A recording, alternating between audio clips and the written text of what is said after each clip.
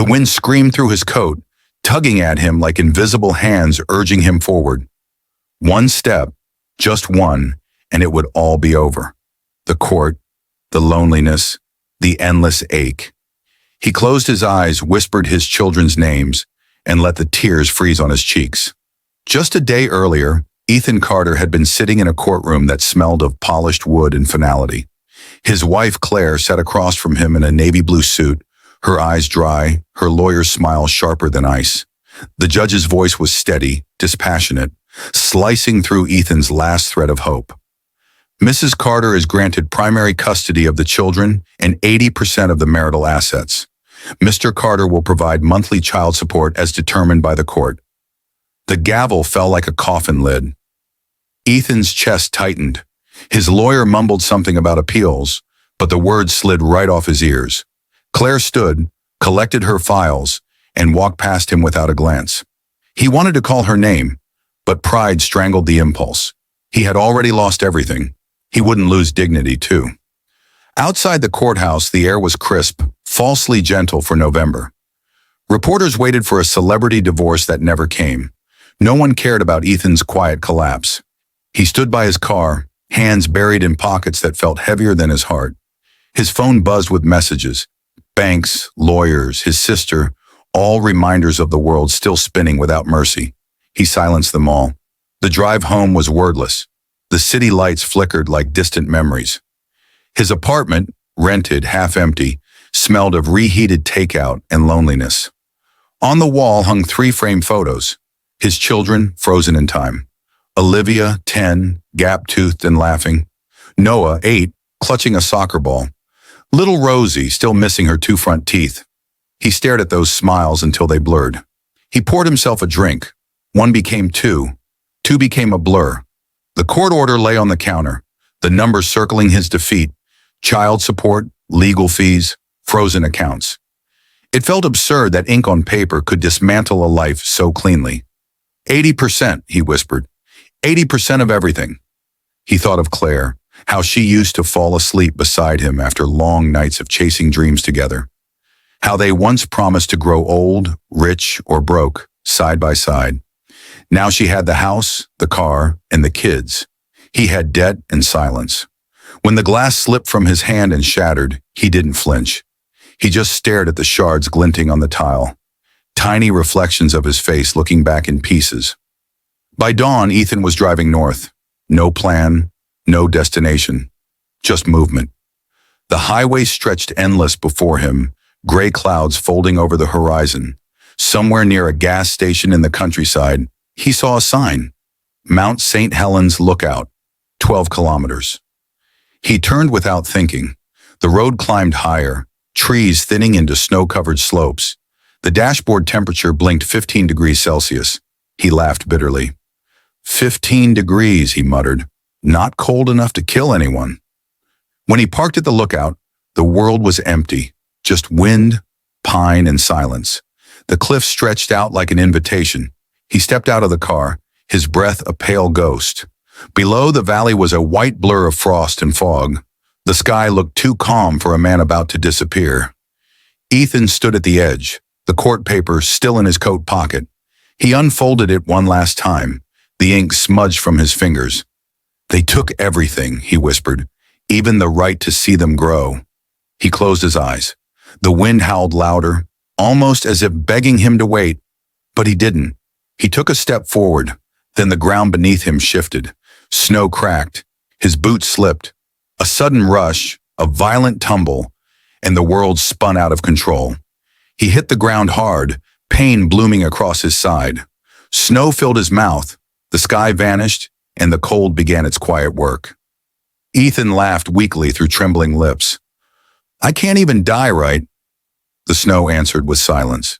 Ethan lay there for a long while, unsure if he was alive or just somewhere between pain and peace.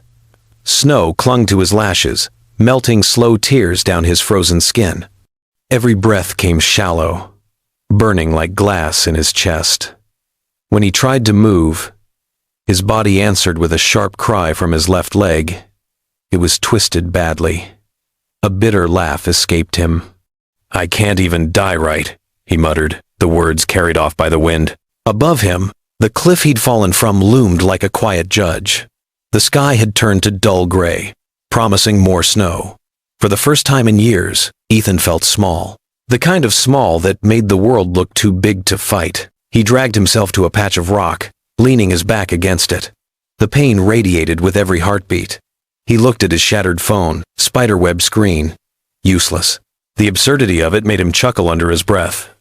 Of course, even death wouldn't come easy for him. The cold began creeping in, soft and steady. It started with his fingertips, then crawled up his arms, settling deep into bone. He pulled his coat tighter, tucking his hands under his armpits.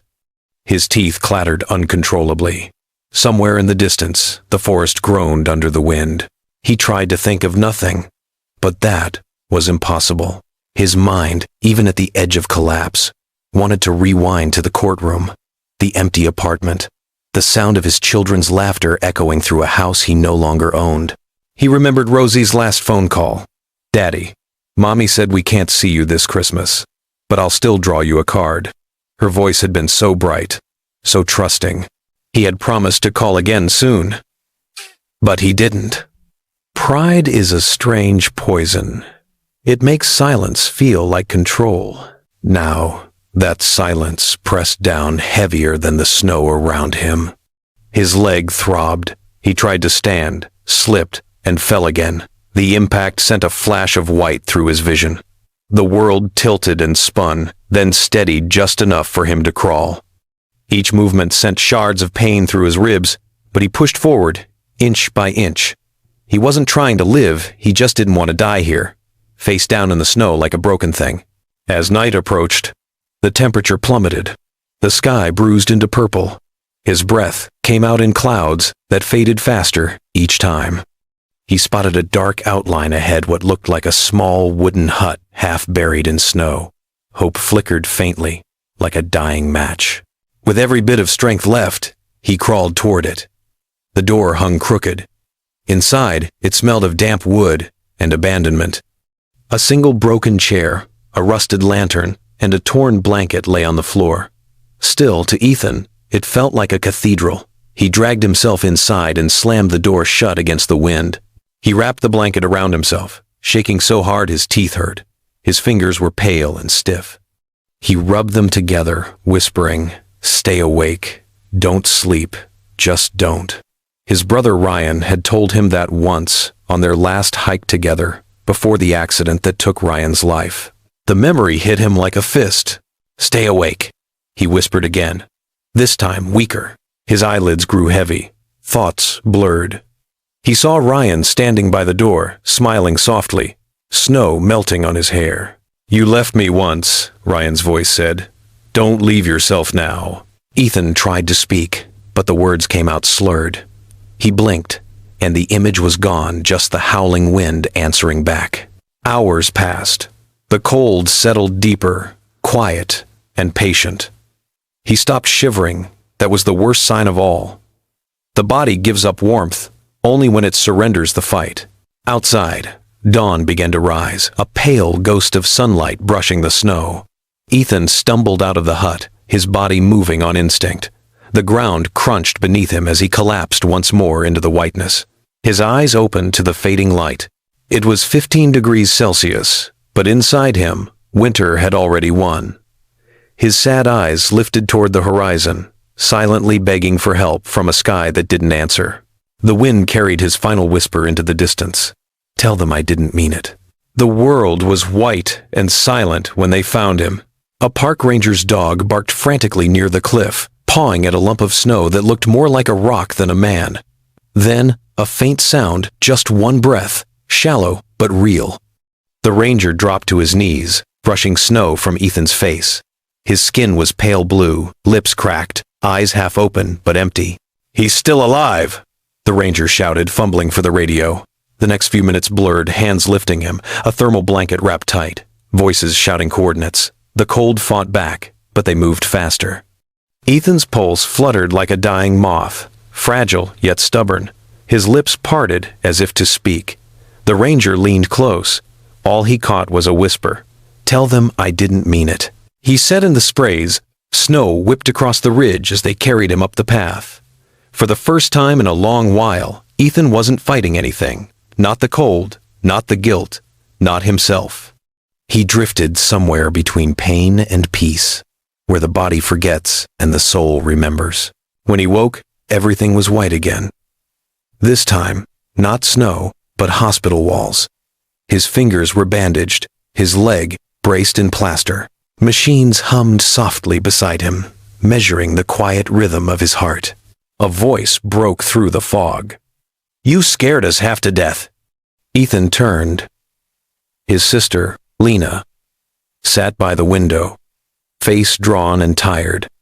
Her eyes were swollen, but relief glowed behind them. She took his hand gently. "I found you through your last card transaction. You always buy gas before running away." Her voice trembled. "You can't keep disappearing like that, Ethan.